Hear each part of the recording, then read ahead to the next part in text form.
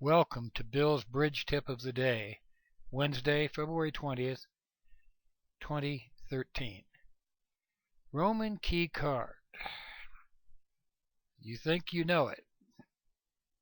Well, the additions and the special rules and additional quizzes that you go through in Roman key card, we've only scratched the surface. In what follows, I'm going to do the following. I'm going to give tips for Roman key card, and I'm going to assume, first of all, that we're only talking about a major suit, and there's been an agreement of hearts or spades. If Roman key card is for a minor suit, it may be implied here, but don't assume so. We're going to have a revisit of Roman key card in the minor sometime in the future. It may be a long time in the future. The changes that I'm proposing here that we go through, you may be able to implement one at a time with your partnership. You don't need to implement them all at the same time, although some are related to each other, as you will see. So as we go through here, consider making these changes to your agreements on Roman key card for major suits. These recommendations come from Edwin Cantor, who is really the expert on Roman key card.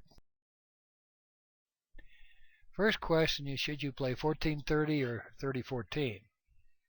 Most players play 1430, but you're going to find an interesting question here, and that is 1430 works whenever the responder can make one step to show 1 or 4. If he has to go 2 steps, there's less room to explore slam. So you want to pick the convention that keeps the bidding as low as possible. So here's what we're proposing. Use 1430 unless the partner of RKB has shown extra values. Specifically, the opener has shown extra values.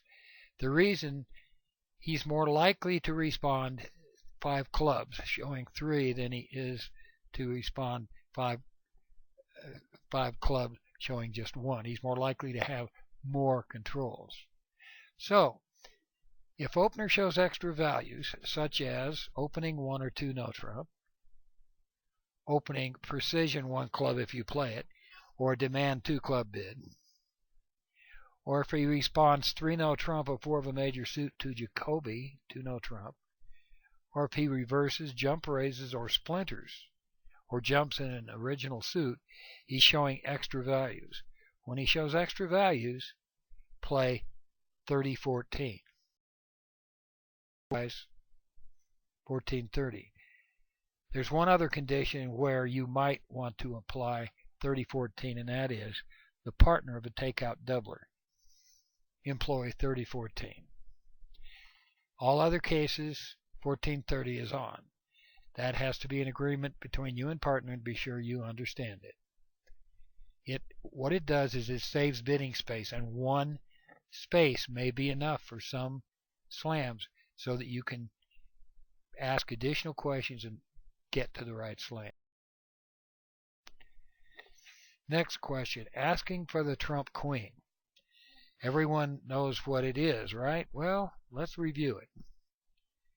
First of all, if you do the key card ask and you're off 2 key cards, don't ask for the queen.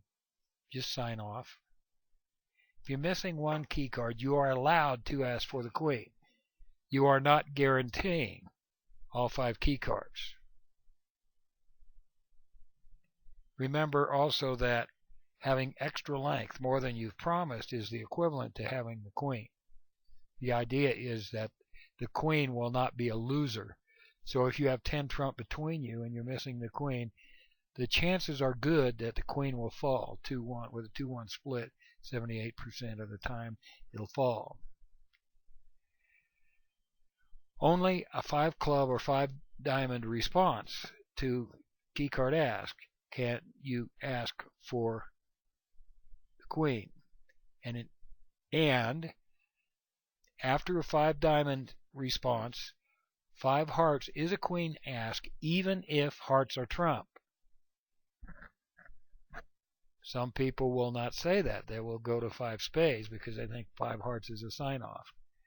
The idea is if they bid 5 diamonds, they're showing more controls than expected.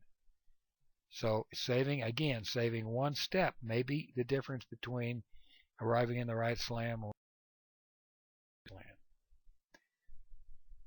With hearts as trump and 0 key cards, you bid 6 hearts if you don't have the queen, 7 hearts if you do have the queen. Make a note of that.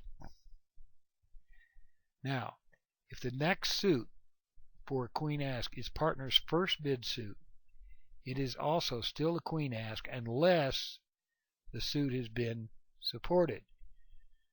So if partner had bid hearts and you end up in spade and they respond 5 diamonds, 5 hearts is partner's suit, but since you didn't support it, it's still the queen ask. More about the queen. After a queen ask, any response other than cheapest bid of the trump suit shows the queen, or of course extra length. Now there's a little kicker in here, and we don't have time to cover it in this point, but a response of 5 no trump to the queen ask, as we said, it's not a sign-off, so it does show the queen. It shows no king, otherwise you Q-bid your lowest king, cheapest king. But it shows at least one side suit that you have third round control. Why? Stay tuned.